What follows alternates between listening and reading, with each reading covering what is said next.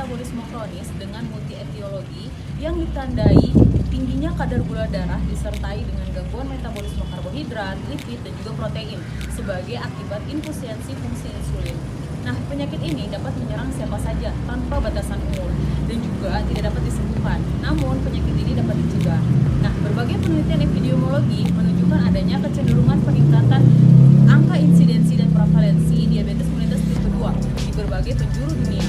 Nah, organisasi WHO atau biasa disebut World Health Organization memprediksi adanya peningkatan jumlah penyandang diabetes mellitus tipe 2 yang cukup besar pada tahun yang akan datang.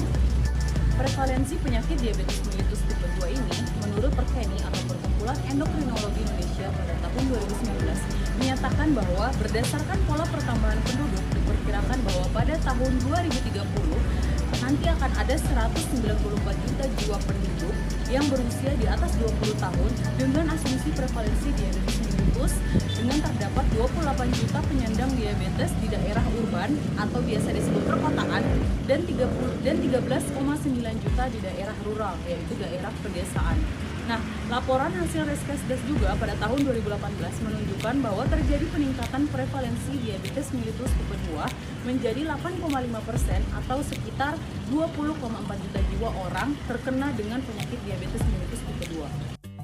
Penyakit diabetes mellitus akan memberikan dampak terhadap sumber daya manusia dan peningkatan biaya kesehatan yang cukup besar. Maka semua pihak, baik masyarakat maupun pemerintah, sudah seharusnya ikut serta dalam usaha penanggulangan diabetes mellitus, khususnya dalam upaya pencegahan. Diabetes menyebabkan besarnya dampak ekonomi individu dan keluarga, sistem kesehatan nasional, dan negara. Diabetes mellitus tipe 2 merupakan penyakit kronis yang dipengaruhi oleh pola hidup dan berlangsung selama seumur hidup. Tidak bisa disembuhkan tetapi dapat dikendalikan. BPJS Kesehatan telah melaksanakan Disease Management Program atau lebih dikenal dengan Program Pengelolaan Penyakit Kronis atau disebut juga dengan Prolanis untuk mengendalikan diabetes mellitus tipe 2. Prolanis adalah program yang memadukan antara penata laksanaan pelayanan kesehatan dengan komunikasi bagi sekelompok peserta dengan kondisi penyakit tertentu yang jumlahnya cukup bermakna melalui upaya penanganan penyakit secara mandiri. Tujuan dari program ini adalah untuk mendorong pasien diabetes mellitus mencapai kualitas hidup yang optimal dengan biaya yang efektif dan rasional. Program ini sudah dilaksanakan sejak tahun 2010 sebelum PT Askes Persero berubah menjadi BPJS pada tanggal 1 Januari 2014. Undang-Undang Nomor 40 Tahun 2004 penjelasan pasal 24 mengamanahkan BPJS Kesehatan melakukan kendali mutu dan kendali biaya. Pelaksanaan Prolanis ini merupakan salah satu bentuk pelaksanaan kendali mutu dan kendali biaya yang dilakukan oleh BPJS Kesehatan. Kegiatan Prolanis di Puskesmas meliputi konsultasi medis, edukasi, home visit, reminder jadwal minum obat, jadwal pemeriksaan kontrol sel teratur, aktivitas klub berupa senam, pemberian obat untuk 1 bulan, pemantauan status kesehatan meliputi berat badan, tekanan darah, dan kadar gula darah. Menurut profil kesehatan Kota Bandung tahun 2018, diabetes mellitus merupakan urutan ke-21 penyakit terbanyak. Sasaran penderita DM tahun 2019 mencapai 45.430 penderita, sedangkan yang diperiksa sesuai standar baru mencapai 62,85%. Sedangkan menurut data di salah satu puskesmas di Kota Bandung, di mana sasaran penderita DM tahun 2019 sebanyak 526 penderita baru diperiksa sesuai standar, yaitu 128 penderita atau baru 24,31%. Berdasarkan data tadi dapat disimpulkan bahwa penderita DM tipe 2 yang diperiksa sesuai standar masih sangatlah kecil. Hal ini dapat menyebabkan besarnya beban ekonomi baik individu, keluarga, sistem kesehatan nasional, dan negara. Berdasarkan latar belakang tersebut, kami tertarik untuk melakukan penelitian dengan judul Cost Effectiveness Analysis atau CEA pada program pengelolaan penyakit kronis atau Prolanis diabetes tipe 2 serta JKN di Puskesmas Kota Bandung. Rumusan masalah. Berdasarkan latar belakang masalah, peneliti merumuskan identifikasi masalah yaitu bagaimana cost effective analysis pasien diabetes mellitus tipe 2 pada program Prolanis di Puskesmas Kota Bandung. Tujuan penelitian yang pertama, untuk mengetahui nilai cost effective analysis program pengelolaan penyakit kronis atau prolanis pada pasien diabetes mellitus tipe 2 peserta JKN di Puskesmas Kota Bandung. Yang kedua, untuk mendorong pasien diabetes mellitus untuk mencapai kualitas hidup yang optimal dengan biaya yang efektif dan rasional. Manfaat penelitian yang pertama bagi Puskesmas yaitu untuk meningkatkan efektivitas pengelolaan program penyakit kronis di Puskesmas. Yang kedua, bagi peneliti untuk menambah wawasan akan pengelolaan penyakit diabetes mellitus pada pengelolaan penyakit kronis. Yang ketiga, bagi Universitas Al-Ghifari untuk diberikan sebagai bahan pembanding bagi peneliti-peneliti selanjutnya. Selanjutnya yaitu metode penelitian. Yang pertama, desain penelitian. Jenis penelitian yang digunakan adalah penelitian kuantitatif yang berupa survei analitik dengan menggunakan pendekatan cross-seksional.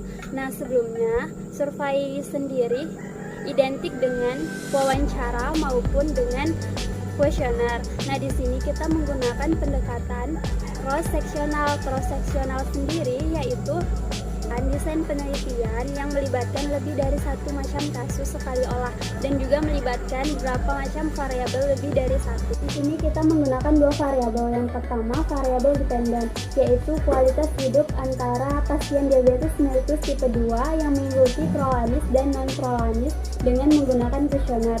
Dan yang kedua yaitu variabel independen, yaitu berdasarkan usia, jenis kelamin, pekerjaan, lama didiagnosis diabetes mellitus, lama mengikuti prolanis, dan juga penyakit yang ditimbul akibat komplikasi diabetes mellitus.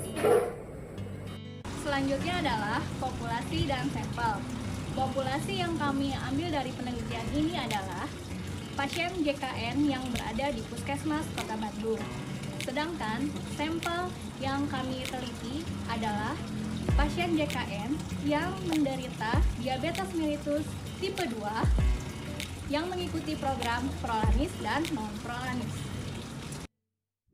Sedangkan kriteria inklusinya adalah pertama, pasien JKN yang berada di Puskesmas Kota Bandung.